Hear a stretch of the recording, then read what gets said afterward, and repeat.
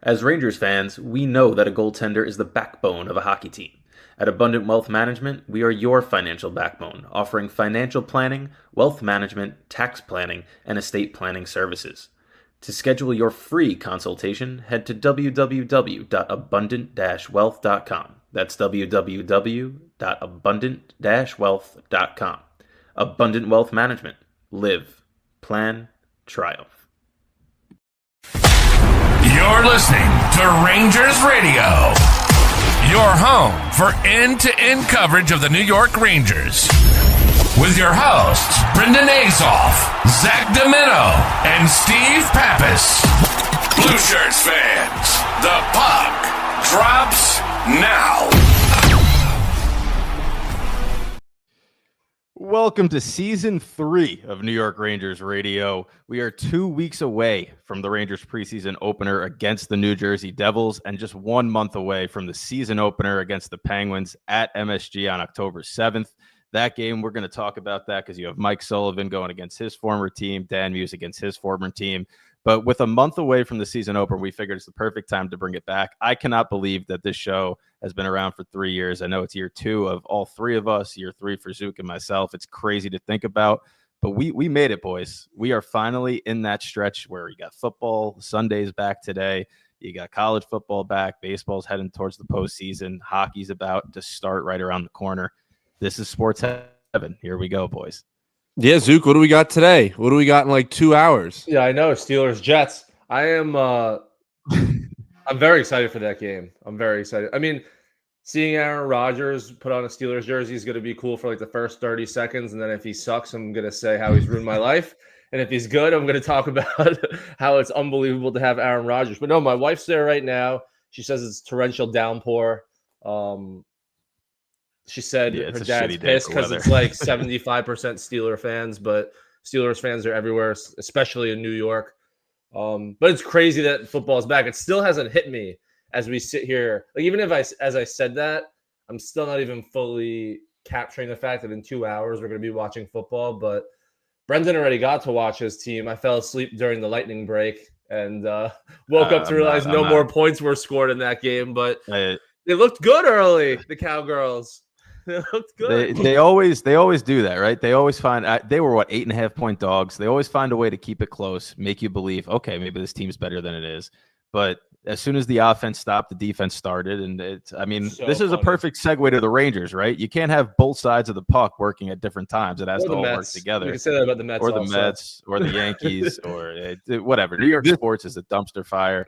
And, of course, the one non-New York team I root for happens to be a dumpster fire also. Let me tell you one last thing about football, and it's about gambling, and then we'll move over to hockey. The Cowboys continue to trend where 92% of teams that play a divisional game week 1 where the one team lost to the other team both times the year before, and the team they lost to made the playoffs, and they didn't cover 92% of the time. And the Cowboys did it. The team that has the opportunity to do it today again is the Giants. So the Giants lost both games to the Commanders last year. The Commanders made the playoffs and the Giants didn't. Giants +6 hits 92% of the time. My Giants friends are telling me that Giants tend to be the anomaly of all those stats. Of course, so they're the 8%. They'll be part of that 8%. But when I saw that, I was like, that's pretty interesting. But I guess if you need bullet board material during the offseason, you talk about a team in your division that beat you twice last year. I'm going to trust what you said because I got lost halfway through whatever stat that you were trying to mention. You know what this feels like to me? You know that meme of Mariah Carey, like December 1st, it'll be like she's defrosting. That's what I feel like this is right now. I feel like we're defrosting here to get into hockey season. Honestly, ever since I'm trying to think of the date. Probably August 1st, I sat there and I thought to myself, summer's over. Let's get to hockey. I will admit, summer is my favorite season. I am such a more warm weather person than I am a cold weather person, which is crazy with how much I'm, a hockey fanatic and love the sport and live in Rochester, New York, which has 2 months of summer and then, 10 months of winter. But, I sat there on August 1st or something like that and was like, let's speed this up. Let's get to October 7th. I agree. Let's start playing some hockey. It might have been because the Mets were dog shit and I didn't feel like watching them anymore. And I know what I'm going to get when I would start watching the Jets. So I'm like, all right, I've had enough. Let's go. I have so much stupid optimism about this Rangers team this year, and I don't know where it's come from. I'm not an optimistic person. I've never been one to be like, they are back, but I feel like this is going to be a year where people are going to be surprised by this team and potentially how good they could be. Well, I'm looking at the standings predictions that we're going to get to in a little bit, and all of us are relatively optimistic. And when you compare what they did last year to how we think they're going to do this year, but we'll get to that in about 10-15 minutes. But first, we got to recap what was a crazy summer for the New York Rangers, especially. And we all knew going into this offseason that it was going to be a make or break for Chris Drury, right? You had the head coach and Peter Laviolette got let go. You knew this team had to change after winning the President's Trophy 2 seasons ago to missing the playoffs just last year. And there's a lot of players that are returning. There's some new faces coming in as well. But, starting with the coaching staff, right? We already mentioned off the top, Mike Sullivan's the new Rangers head coach. He's got David Quinn, Joe Sacco, who's the former Boston Bruins interim head coach, and Ty Hens, who's going to be the rounding out the assistant crew. So before we dive into all the signings, trades, all of that, what are your thoughts on how this coaching staff is going to play out? Because we know the Rangers' track record. Zook, you were talking about history of betting and things like that. Whenever the Rangers hire a new coach, they seem to make the Eastern Conference Final the next season. So what do we think is going to happen this year with the coaching staff? I think they got a good one. I'm a good staff. No, go ahead. I'm a huge fan of David Quinn as an assistant. And I don't know if we had talked about this. I mean, the last time we did an episode was July, so I don't really know what was discussed then. But we touched on it briefly. Yeah, I'm a fan of David Quinn as an assistant coach. I think his style of coaching, and we saw it for the 3 years that he was in New York. His style of coaching is very, rah player coach type of guy. He's a younger guy, and that's unfortunately how we ended up with Gerard Gallant, was the fact that nobody wanted to see a player coach. But those player coaches work in an assistant role because they don't have to be that hard ass head coach that they have to be. So I think David Quinn is the assistant. I'm a huge fan of Mike Sullivan. We're going to see very quickly what kind of system he implements, and I think he's going to be something that this team is going to have a breath of fresh air after watching them play man-to-man defense for the last 2 years and lose their guys seemingly every rush down the ice and every offensive zone shift that they have, or defensive zone shift that they have. Somebody's losing their man and creating open space. So, Joe Sacco was a guy that was the head coach of the Boston Bruins for a time, if I'm correct. No, he replaced Montgomery. He was the interim up in Boston. You got three, and this could be good, it could be bad at the same time, but you got three head coaches that are sitting on your staff right now, or three people that have been a head coach at some point recently in the National Hockey League. As long as Quinn and Sacco know their roles, that they're not the head coach, I think this is a really nice coaching staff where you have three guys with experience calling the shots at the top. And from all I heard up in Boston, they seemingly rolled out the red carpet for this guy, Joe Sacco, to take over last year. And, all of a sudden he's behind the bench here. Mike Sullivan coaching Team USA, coaching 2 Stanley Cups. David Quinn, we know what David Quinn is. He hasn't necessarily coached the greatest of National Hockey League teams, but you're not asking him to run the ship. So I think my confidence with this team starts with the coaching staff, that Mike Sullivan is going to put in a plan in place where offensively you're not going to see as much of a drop off as we saw last year. And listen, they turned it on towards the end of the season offensively. I think you could sit here and say all their problems pointed at the defensive end and potentially their system that they played and the guys that were in that system that didn't fit. That's gone. You're going to have, pray to God, not man-to-man defense being played in your own zone with guys that have cinder blocks tied to their feet. So you're going to see less defensive breakdowns. And I think that opens the door for some guys that, maybe struggled last year to have these breakout years. I think Adam Fox is the guy to be looking at this year, being paired with Gavrikov most likely. You're not getting tied to a pylon. He's going to have some more freedom. He's not going to be playing in a system where he's going to have to bail out guys constantly. We'll see. We'll see what Adam Fox has to offer this year, because I think he can have a big year. Yeah, I like the hires, especially Sullivan. I think he's a great head coach in the NHL. I think one thing that you learn as a Ranger fan is like these 4 names can only get you so far. And you tend to get excited about any of them at the start because there's a reason why you have a new coaching staff. Something happened the year before and you're optimistic about this new crew. But as will be the theme with the Rangers until the season starts and early on in the season, it's the core. I mean, look, I don't pretend to be this great historian of the NHL, but if you put in the best head coach with the second, third, and fourth best head coach as the 3 assistants on the bench of this team, still comes down to the guys.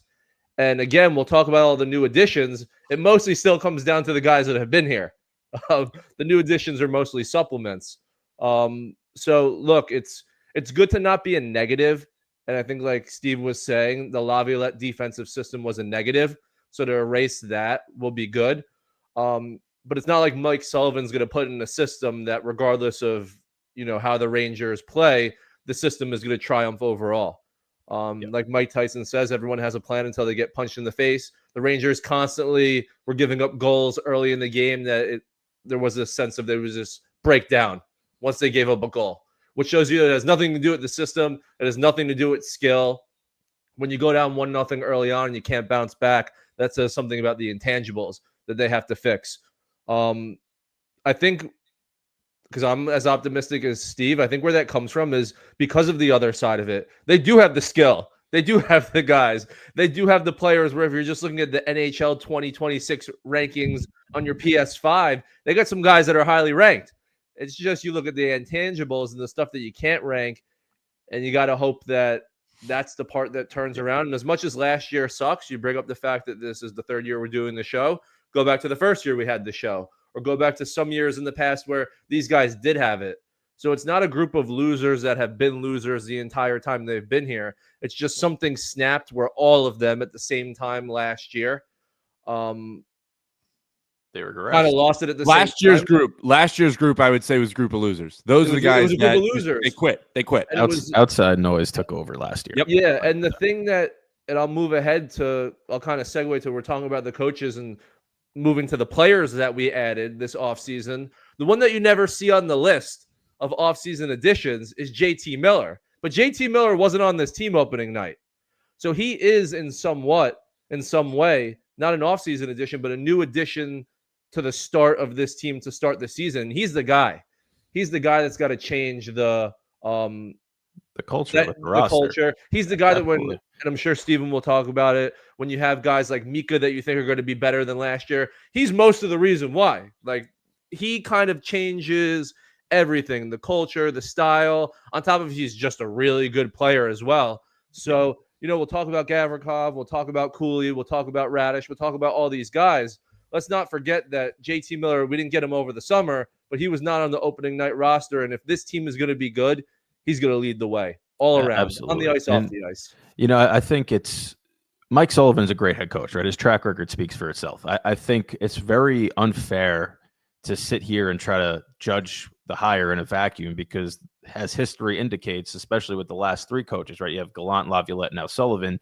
Their tenures have been short, right? The first years have been great. We've all talked and praised these guys. And then by the second year, we're all on the opposite end of the spectrum.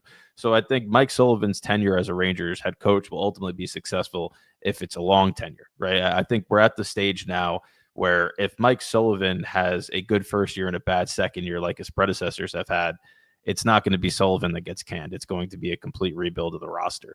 And I think ultimately that's what it comes down to, right? And David Quinn's on the staff. Steven, you mentioned that you have a track record of other head coaches joining the staff now as his assistants. And, Sullivan's worked with Quinn and with Henson in the past. Sacco is the new guy to the group, but he is somebody that's connected to Mike Sullivan previously. When you look at that, there's a good chance that if they have success, a couple of those guys are going to get poached by outside teams. So who comes in to replace them? What's the drop off like? We see it in the NFL all the time when coordinators get taken away. There is a ripple effect throughout the rest of the roster. So this to me is not something that we could judge come season's end this year, regardless of where they rank in the standings and how they finish. It's something that will have to be judged ultimately down the line. But the biggest optimism that I have around the coaching staff is not necessarily the names, but it's I need to see accountability. And I think that if you look at how Team USA and the Four Nations played under Sullivan, there was accountability, right? It was a feel process more so than it was a numbers and analytics situation with the coaching staff there. And when you look at the Canada-US game, the first time they played, not in the championship, but he knew that the tenor of that game required the Kachucks to be out there. He knew that it required a little bit more animosity. And then if you look at other games like against Sweden, he had a different type of lineup out there. So I like a coach that's not going to sit there and just be told what to do. He has a feel for the game. He's going to play that. And this roster, I think, needs a little bit of that. And we could talk about the defensive structure. And in doing so, the only way you could talk about the Rangers defense this year is by talking about the signing of Vladislav Gavrikov. 7x7. I think we all thought it was going to be a higher number than that. Yep. So it was good signing by Drury. Ultimately, I know that we're going to have a lot of people in our comments that are like, oh, you can't give 7 years to a guy that's at 30. You got to give what you got to give to get a guy like that. And if it requires 7 years to get $7 million, then you do it. And this is the first premier left-hand shutdown defenseman that Adam Fox is going to be playing with in the league. So I think that was a no-brainer. But man-to-man, if they gave 7x7 to Gavrikov, I would be like, I don't know about that. When they're not playing man-to-man, they're playing a little bit more of his own defensive structure. I like it. And, you know, the other UFA additions that they brought in, Justin Dowling, $775K over 2 years, Derek Pouliot, the same contract. Those are depth guys. But the other big one, I think, is Taylor Radish.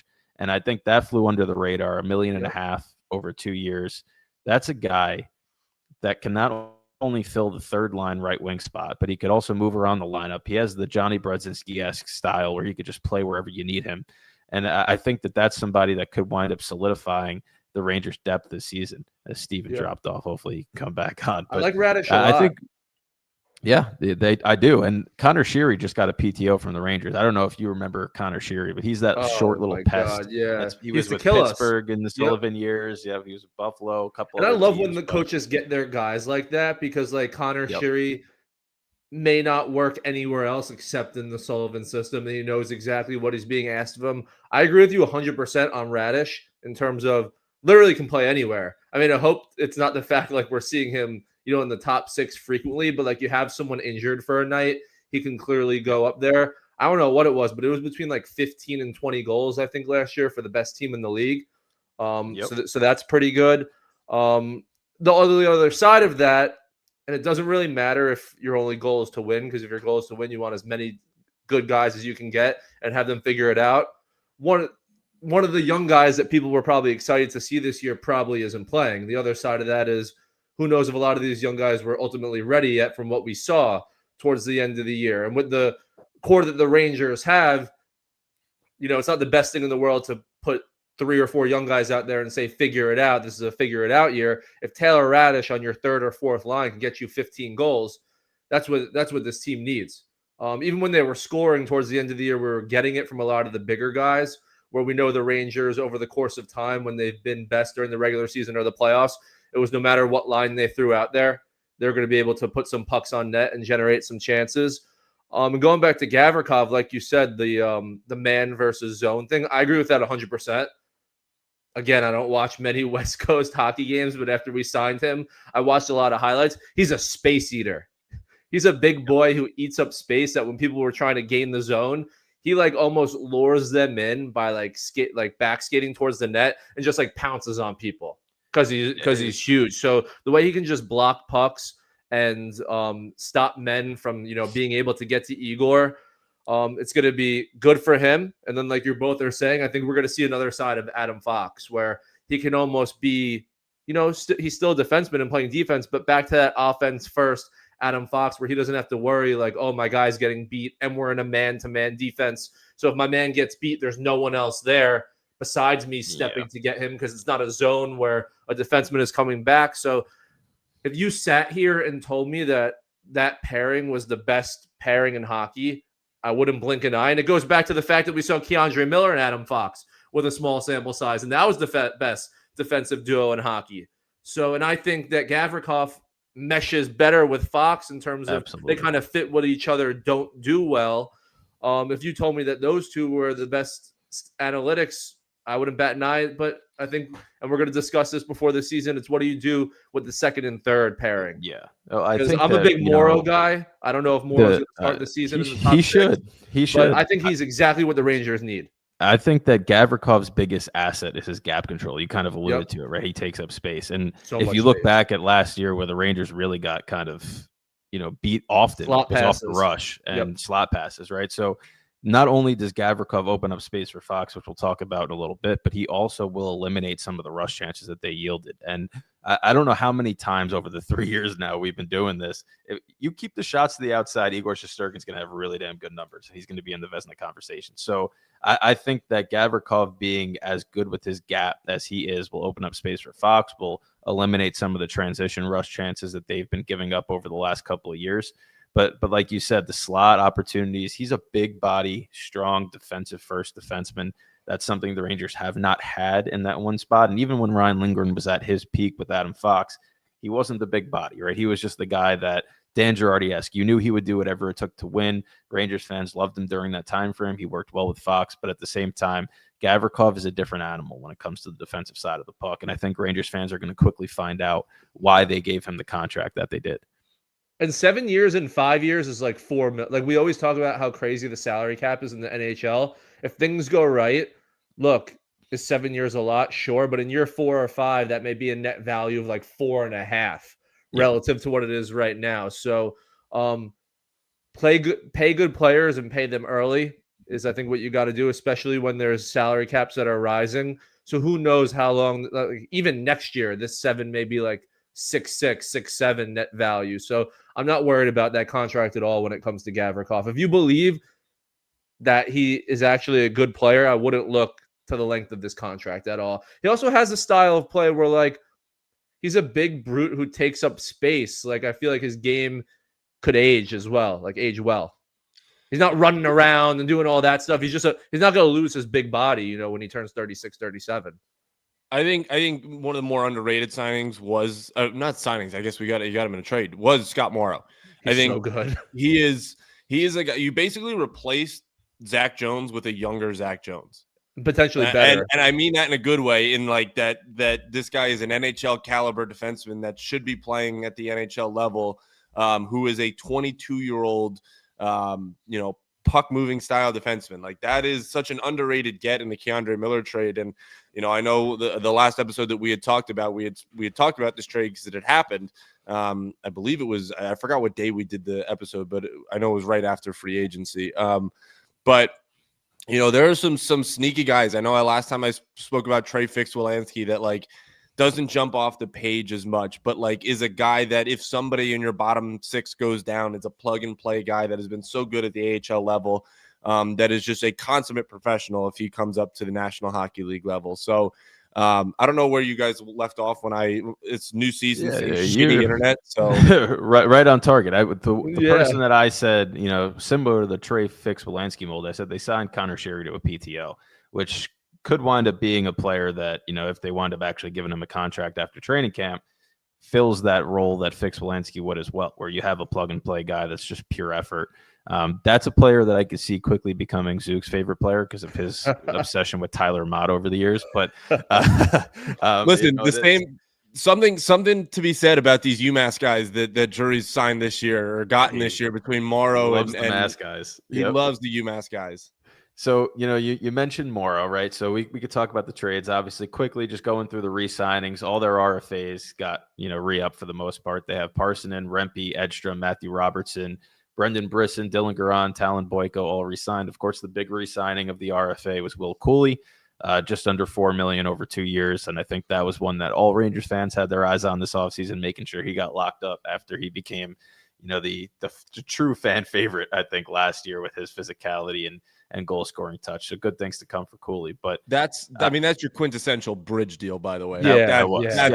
I was advocating for a bridge deal because they gave it to Loft, they gave it to Kako, but Will Cooley's not going to be the offensive number guy that's going to require a Loft contract long term to get locked up, right?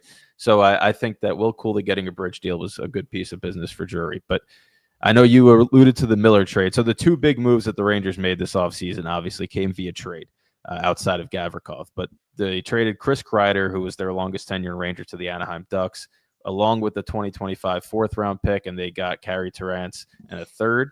And then the big move was Keandre Miller to the Carolina Hurricanes, who got a ridiculous contract from Carolina, and they got Scott Morrow, a 2026 first and a 2026 second in that deal. So on paper, to start the year, I think the Rangers took care of what they needed to do. They increased their depth, enhanced their roster.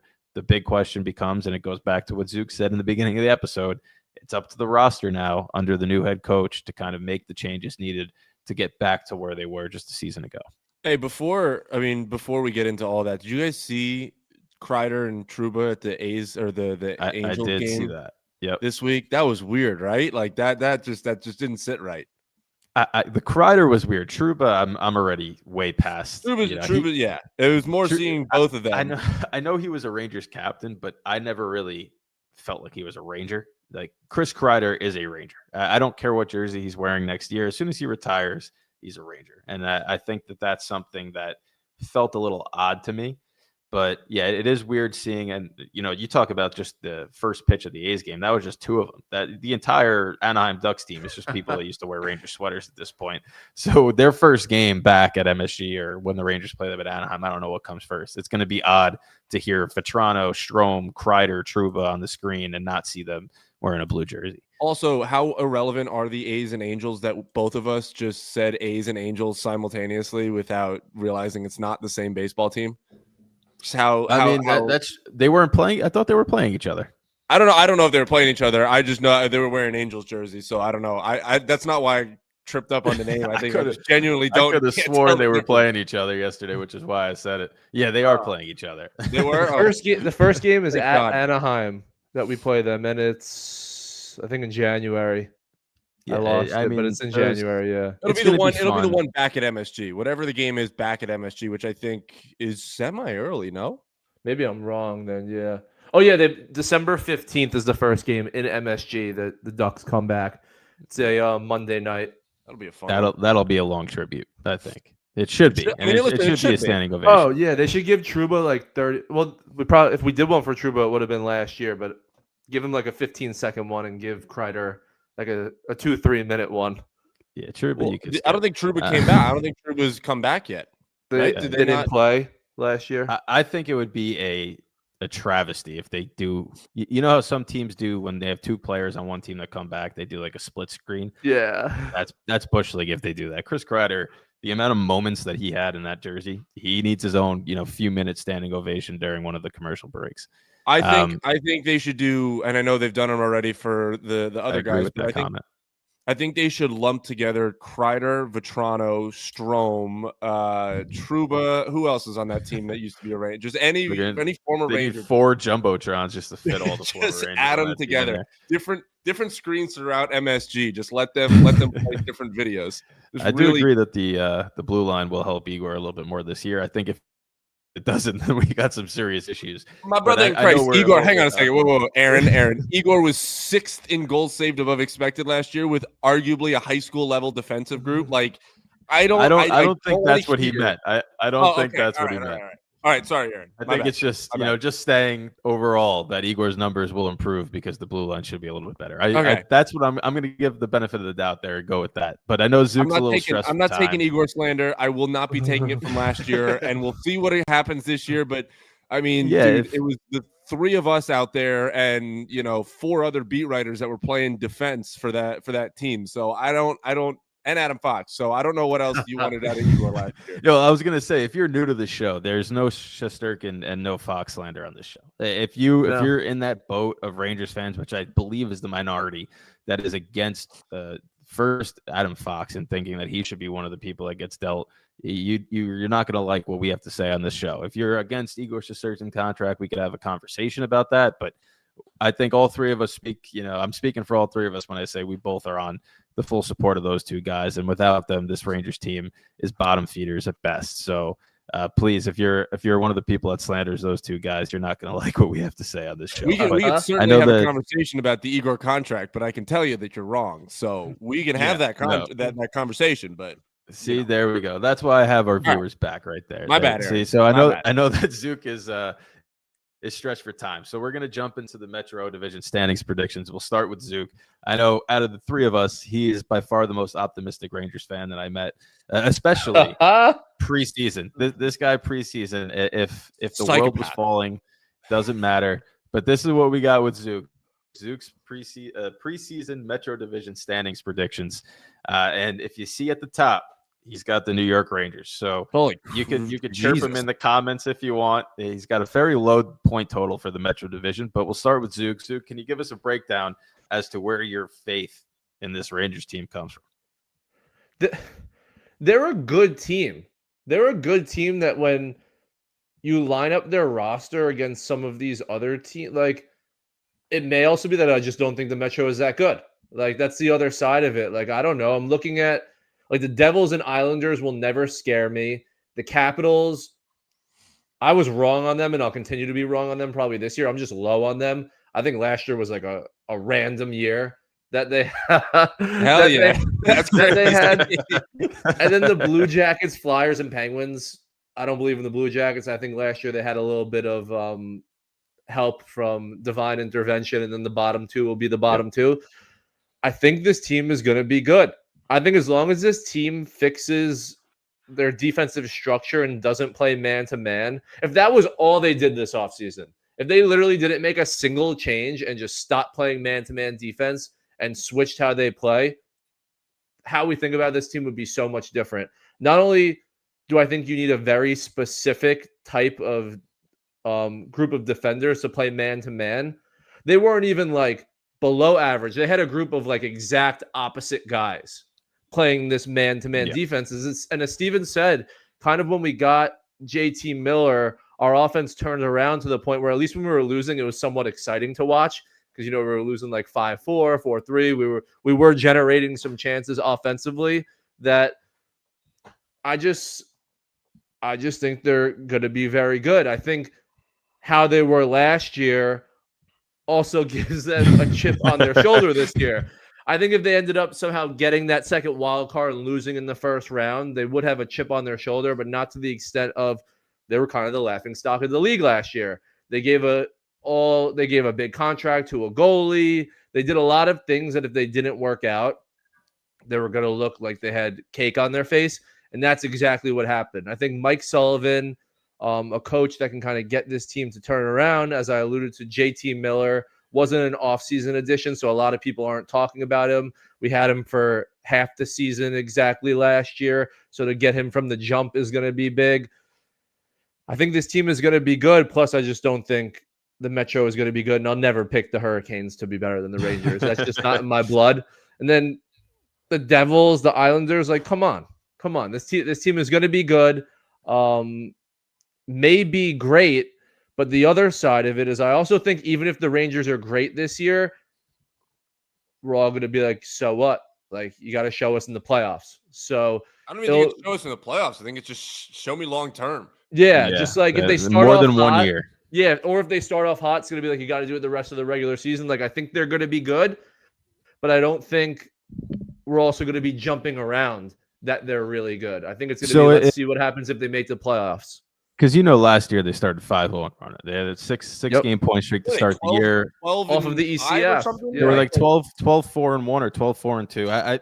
So they got off to a really good start before it all crumbled. And that's, you can call it my pessimistic side, but they could be 13-0 to start the season, and I'm not buying crap until game 41. Right? They could be 81-0. They could be 81-0. If they're 81-0, I think we're talking about. They got to do it in the playoffs. They got to do it. And they have in the past making it to the ECF, but this is a core where we have to throw out last year and go to the years before where they've been to the ECF. Like they gotta find a way to make it to the Stanley Cup this year. They gotta. I think anything less than that is whoa, like whoa. if they don't make it to the Stanley Cup this year. Whoa, easy. I don't think anyone's going to be excited let's about bring this that up. season. Let's bring this up one more time. I listen. I I understand your football team's got Aaron Rodgers and the ayahuasca's flowing through the fan base right now, but the Stanley Cup in year one after one of the worst seasons, not I want to say in franchise history, but one of the most disappointing seasons in franchise history. You're gonna not laugh and say Stanley Cup. No, I'm saying the only way I look back on this season as a success is if they make the Stanley Cup. If they make it to the ECF and lose, I'm going to say, so what? Like, so what? Like that's listen, all right. Listen. I get that. But I hope, and this is a wholehearted hope that by the end of the regular season, we are all on the wavelength that Zook is, because that means that they're we're going to be good. pleasantly optimistic. But based off of last year alone, do I think they'll be better than that? Yes. I cannot say anything about the Stanley Cup until I see some sample size under this staff. And I think they're going to be elite defensively. Let's throw that in there as well. I think they're going to be elite defensively.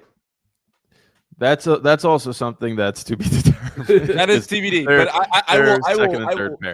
I will jump on that bandwagon a lot quicker than I will jump on if this team does not win a Stanley Cup, it's an abject failure. And I think if they're elite defensively, we start moving some things around. If they score more goals than the opponent every night, then they're going to win the game. That's how this goes. That's how it goes. So they're going to have the best defensive. They're going to have the best first pairing defensively in hockey with Gavrikov and Fox. Scott Morrow is going to be elite. That's if he plays. And Igor Shesterkin is already elite, but like Aaron said, if he's not getting 15 wide open slot shots a game, I could see the Rangers this year leading the league in goals average against. From your lips, Zook, to God's ears. So let's go to the more tame expectations. We'll start with Steven. With that, I actually have to run. My dad's here, so I got that off my chest. I'm glad you did. I'm glad we're going to have a lot to talk about now. We're going to have to keep the pitchforks out of the comments. So really, good luck to the Steelers, my man. Thank you, sir. I'll see you guys. We're doing Thursday. Welcome. JETS. Perfect. I will see you guys Thursday. Fuck the Jets. All right. So we got Steven's predictions for the standings up on the screen now. All right. So I'm already going to take a 2-minute penalty right now because I made these graphics. Didn't realize they didn't fit the screen. So that's 2 minutes in the box for me. It's fine. It works. It still works. You get the gist. The point across. Yeah, you get the gist of this. I think the bottom two speak for itself. Penguins and Flyers are ass. The Islanders are about as average comes. So there you go. 37, 37, and 82 points seems, perfect. 1 point every, point a game.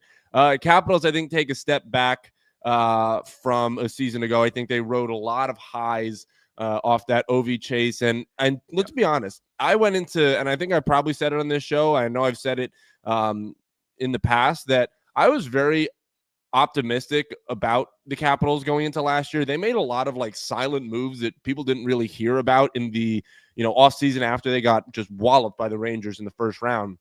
That, did I expect them to win the division last year? No, but were they supposed to be better? Yeah. So, I think this was probably more of where they were going to be at, an 88-point team that is going to, look at being a playoff team, not necessarily be a playoff guarantee. And speaking of that, I think the Blue Jackets finally take that step this year. I think they have a lot of fun young pieces that can really, learn from last year, being in that playoff hunt, just missing out. I think they get back into the postseason. I think, they may or may not get back into the postseason, I should say, but they should be a lot closer.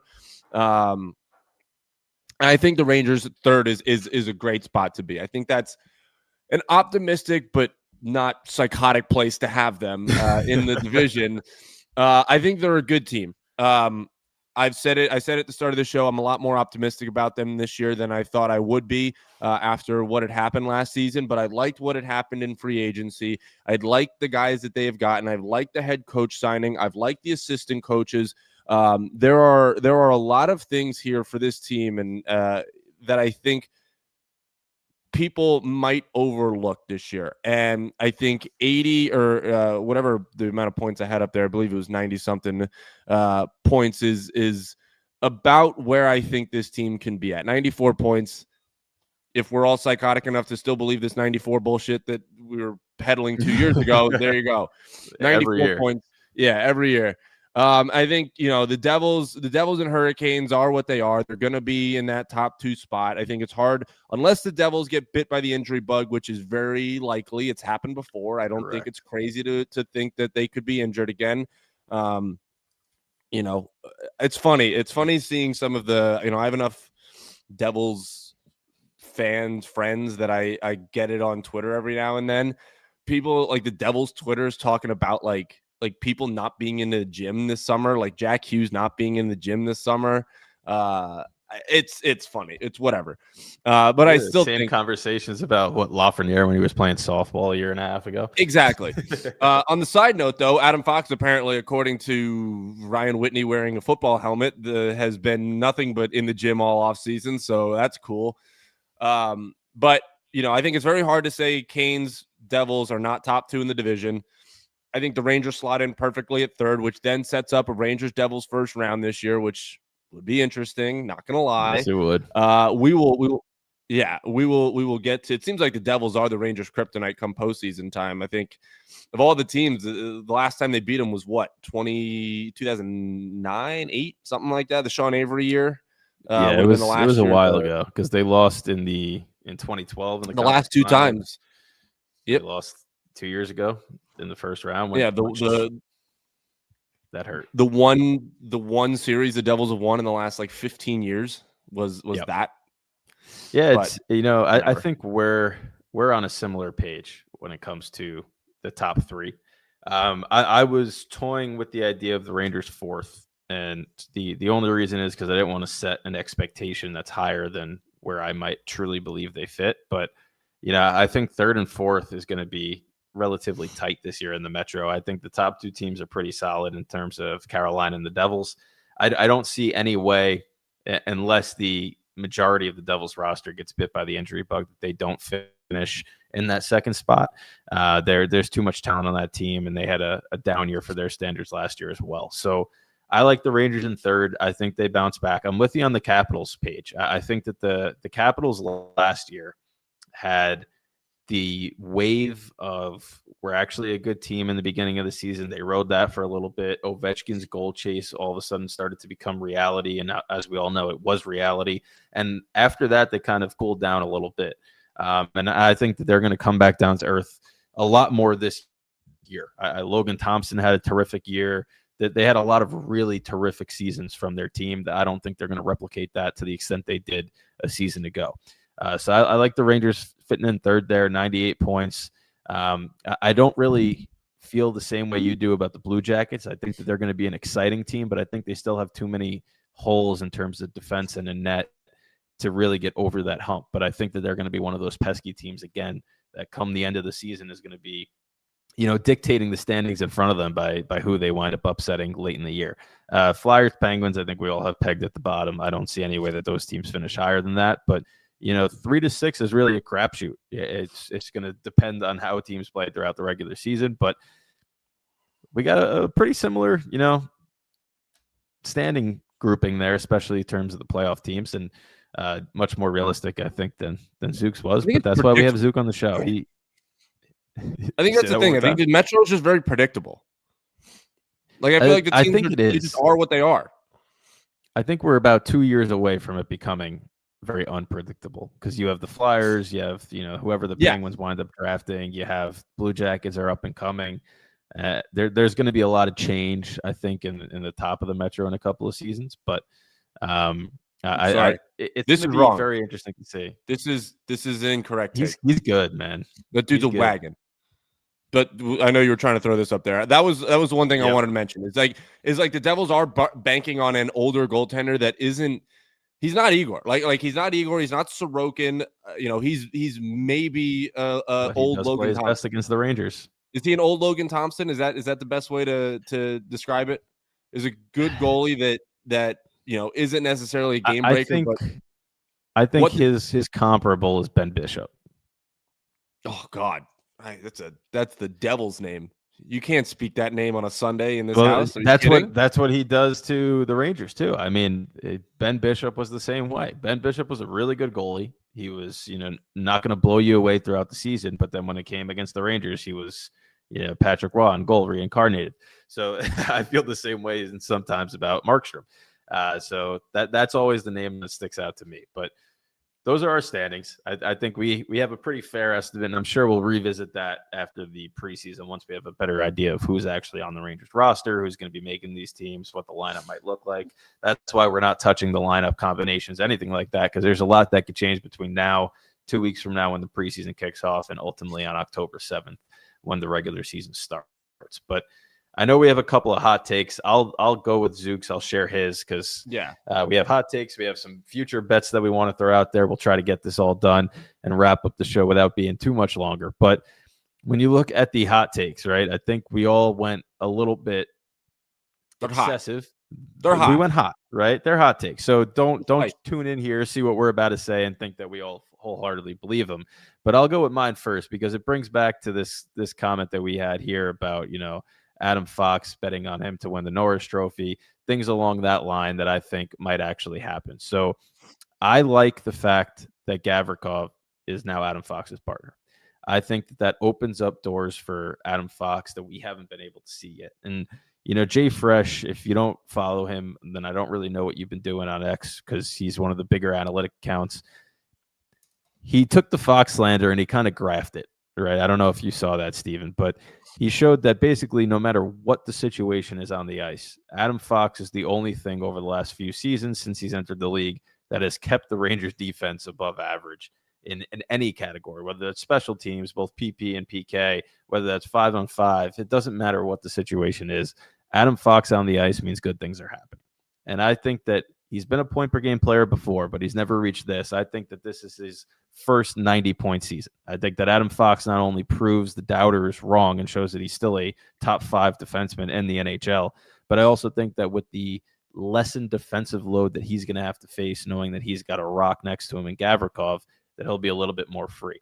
I also think he has to shoot the puck more because now without Chris Kreider in front of the net for that redirection that he's been so known for, there's going to have to be a lot more point shots that are intended to score, a lot more point shots, creating rebounds that might be backdoor goals from that. And obviously we know his passing ability is second to none. So I think that Adam Fox gets into this year, has 90 points this season, and that all the thoughts about moving him are put to bed. I'll say this. I couldn't find when we do our the futures bet that we have, I couldn't find, at least on DraftKings, that's the only thing that I have a Norris bet. Otherwise, that would have been my bet, as long as neither one of you took it, because I know I was last at the party and picking these things. So I got what was left, but I think you're spot on with that one. I think that's of the three that we have. I mean, Zooks is an interesting one. It's not necessarily he only does things out of left field, man. Yeah, Zooks is not. You'll see, but I think of the three that we have, it's the most likely to just be, if he gets 90 points, you're sitting there, you're like, yeah, of course. Like that's what his never. I don't think he's eclipsed 80. I think because he had a point per game season 2 years ago, he had 72 and 72. When he won his Norris, it was like 50 something points in the shortened season. I don't think he's actually gotten over 80. A lot of that is due to some injuries that he's suffered over the last couple of years. But I really think that 74 is career high. There you go. So I think that we're really looking at a season now in which he's coming in healthy from all accounts, right? You mentioned him working out. There's a lot of things that are showing that he's going to start the year really hot. And I think that him having Gavrikov next to him is just going to open the ice up for him even more. And 90 points definitely seems within reach this year, barring, of course, any injury happening throughout the regular season. All right. This is where let's do Zooks first. You want to do Zooks? Let's do Zooks first, because it's clinically insane, but I love it. I'm a huge fan of it.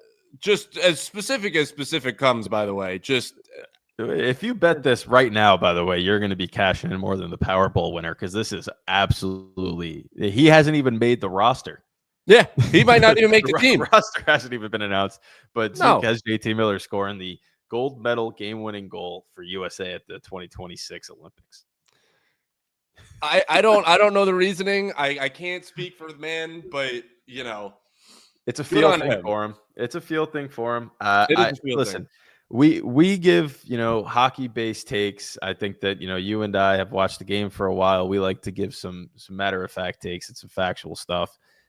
Zook is just he's the fan, man, and he really likes to go off out of the box. He's on a limb every single time he does something. He's got the Rangers finishing first. He's got JT Miller scoring the game-winning goal, and wait till you see what his futures bet is. But this is why we have him on the show. He's our relief, and he's the optimistic guy of the bunch.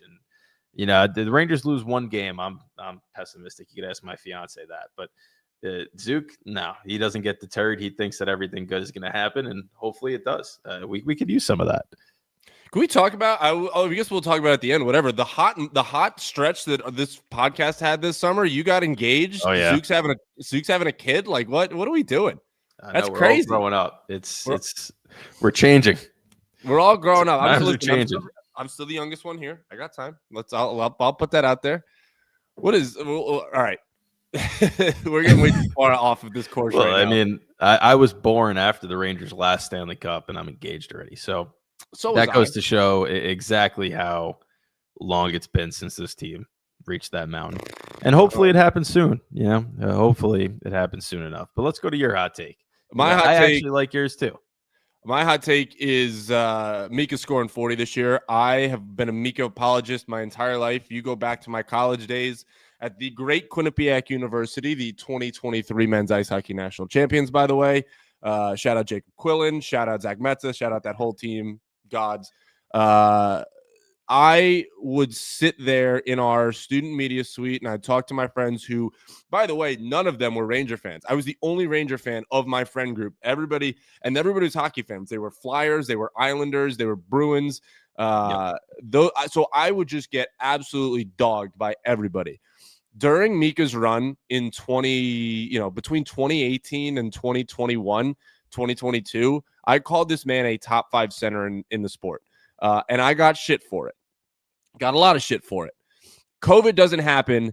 That man might be scoring 60 goals or 50, at least 50. He was on a tear that year. He might have scored 60 goals that year. He comes back the year after, doesn't have a great season, scores 24, then scores 29, almost 30, then gets to borderline 40 again.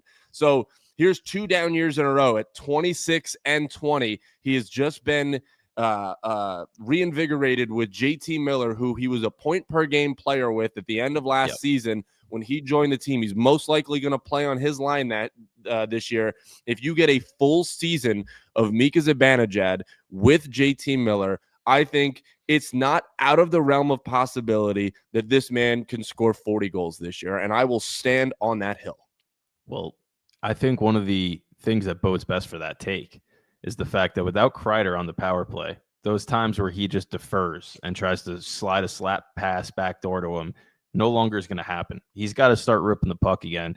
And I think that, we mentioned this, like you said, I think the last time we did a show was after free agency, but I mentioned it during that time too. There's no way that Mike Sullivan is flying to Sweden to meet with Mika Zibanejad if he doesn't view him as an integral part to this team this year, and he doesn't view him as somebody that last season was an anomaly for, and he can get back to what he was just a couple of years ago. And I think that there's going to be an emphasis on getting him the puck to shoot it. And I think the first couple of games, I know I don't like to judge anything based off the first couple of games, but you can judge a player and how they're feeling based off of a couple of games. And if he gets into the season and the first thing he does is shoot the puck and start ripping the puck again, his shot is too good.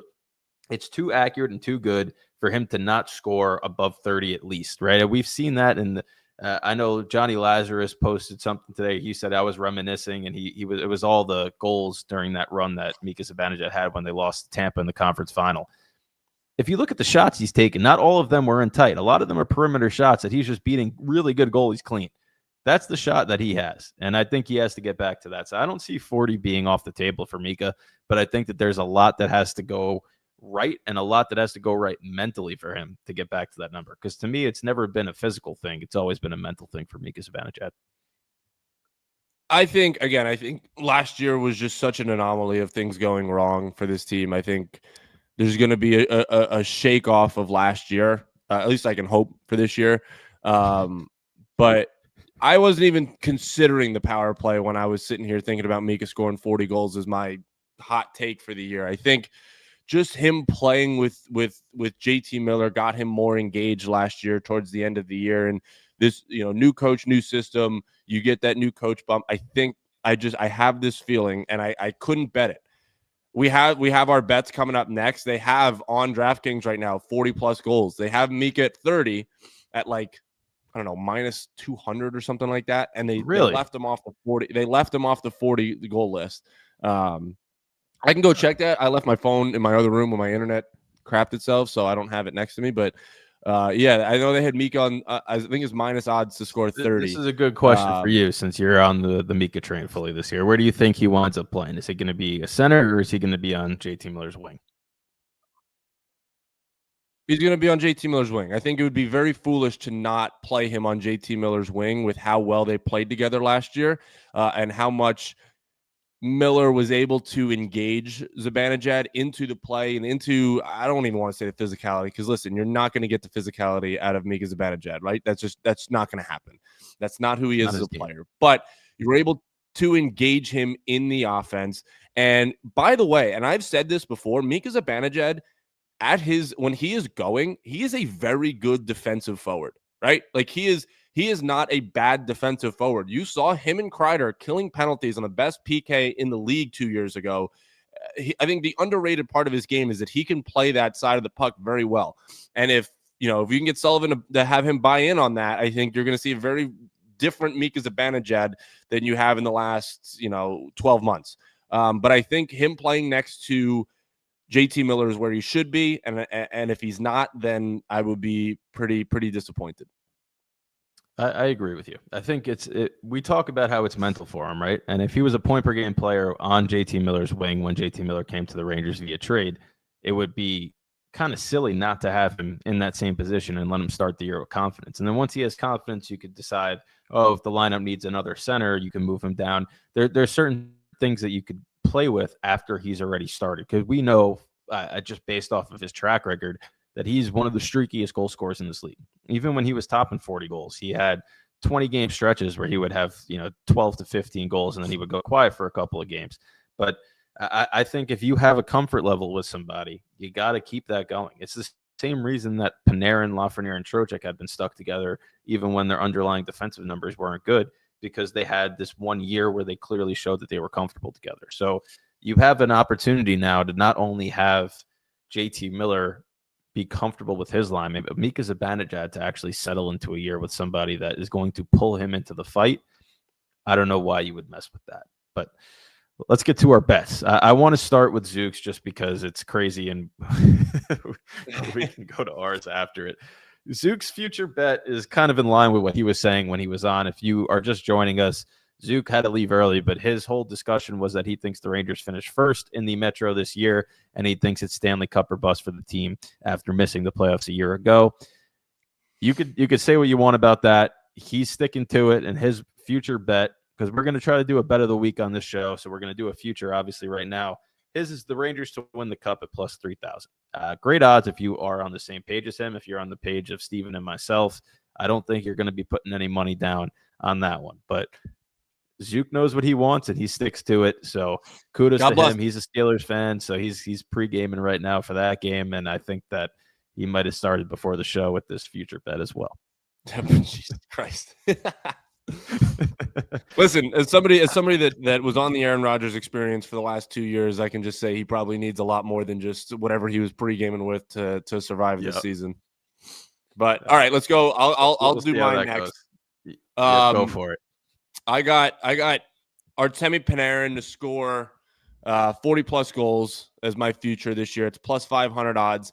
I will give a note here, and I know I wrote this down, so I don't know if you looked at it, but I guess for everybody. Okay, so the last time that two Ranger teammates, and this is for me because I have Mika scoring 40, and this would mean there would have two guys scoring 40 plus goals.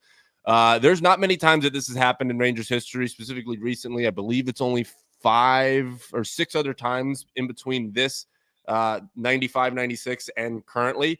The last 2 Rangers to have a 40-plus goal season in the same year was 95, 96. It was Mark Messier and Pat Verbeek. Oddly enough, Pat Verbeek, Anaheim Ducks, a lot of connection there.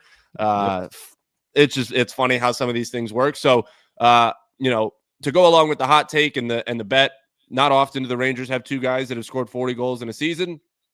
Why not? Why not this year? I think Panarin is a lot more likely to score 40 than Zibanejad, but either way, there you go. That's my bet. Plus 500 if you want. If you like free money, then take it. There you go. Free money. That's from Steven. And he's actually signing something, so he guarantees that you hit that bet or your money back. Yep. That was me betting college football yesterday. It was just sitting there at free money. Everything's free money. All right. Well, when it comes to betting, right, I'm very methodical. I don't like to bet a lot. And I think that when I think about the Rangers this year and I think about what I'm going to put out there as my future bet, to me, it's over 95.5 points as a team. As you can see, it's the most modest line amongst the 3 so far. It's plus 105. So pretty even odds when you're looking at the point total. But to me, when I think of it, it comes down to 2 things for me. One, if you think they're going to make the playoffs, which clearly I do, I have them finishing 3rd in the Metro this year.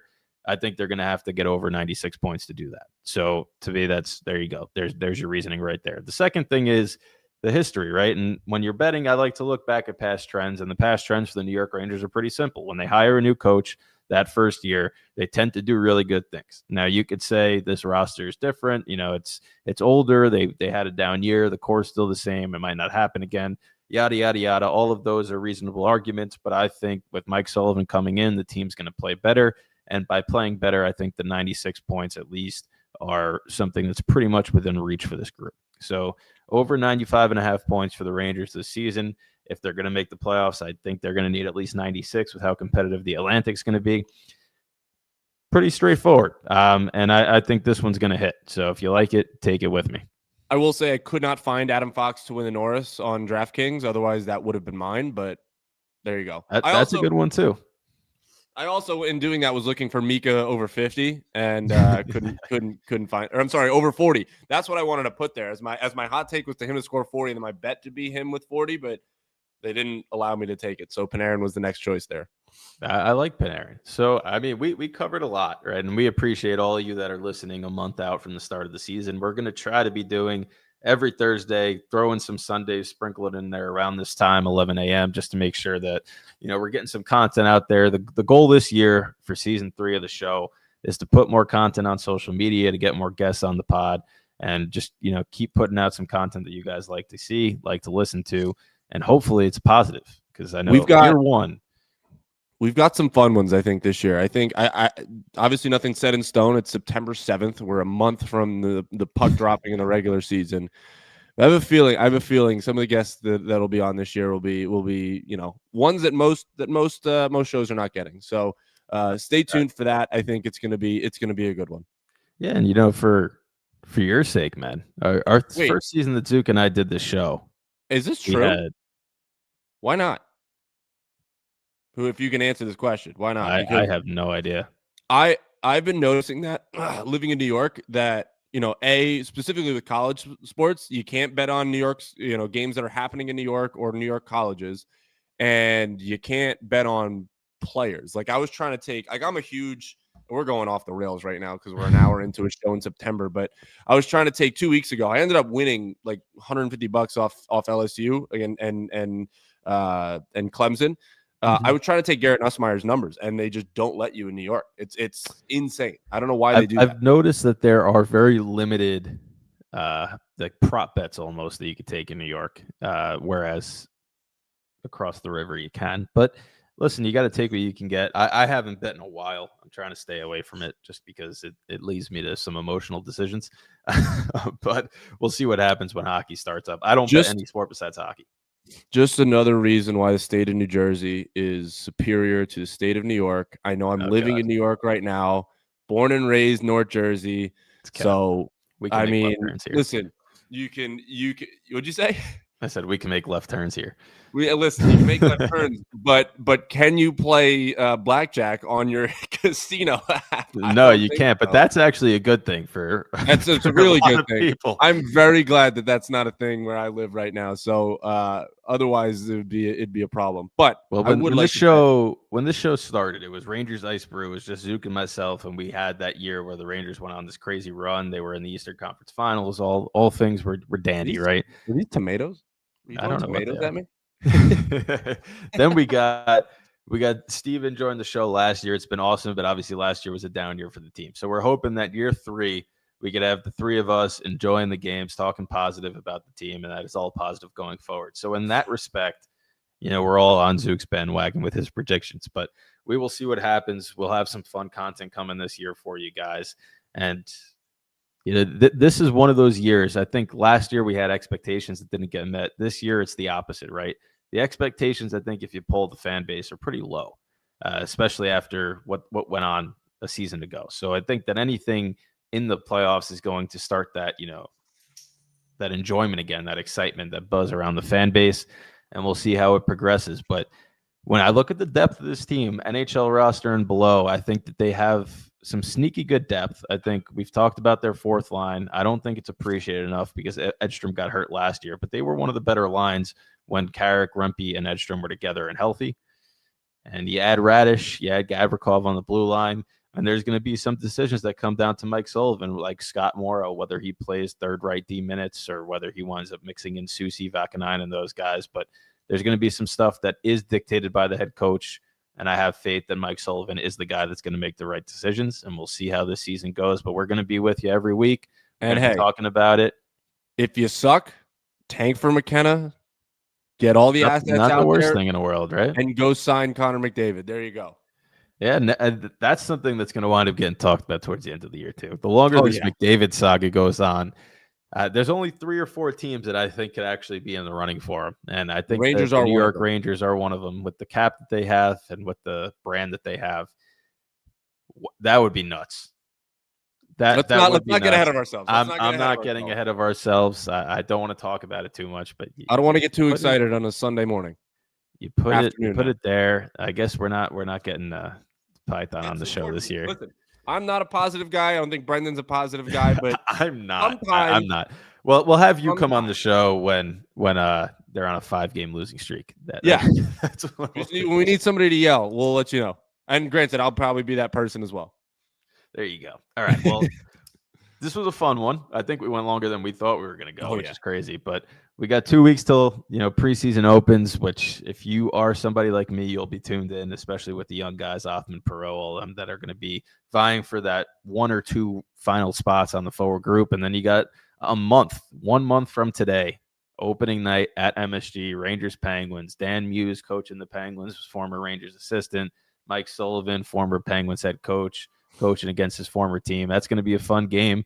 And that's going to say a lot about the team, because if they don't beat the Penguins this year on opening night, if you're sitting there, Zook's future is not coming through. If you're sitting there after 2 games playing against Buffalo and Pittsburgh, and you're 0-2, then we're gonna have a fun show that night. It's got to be 2 wins to start the year. It has to be.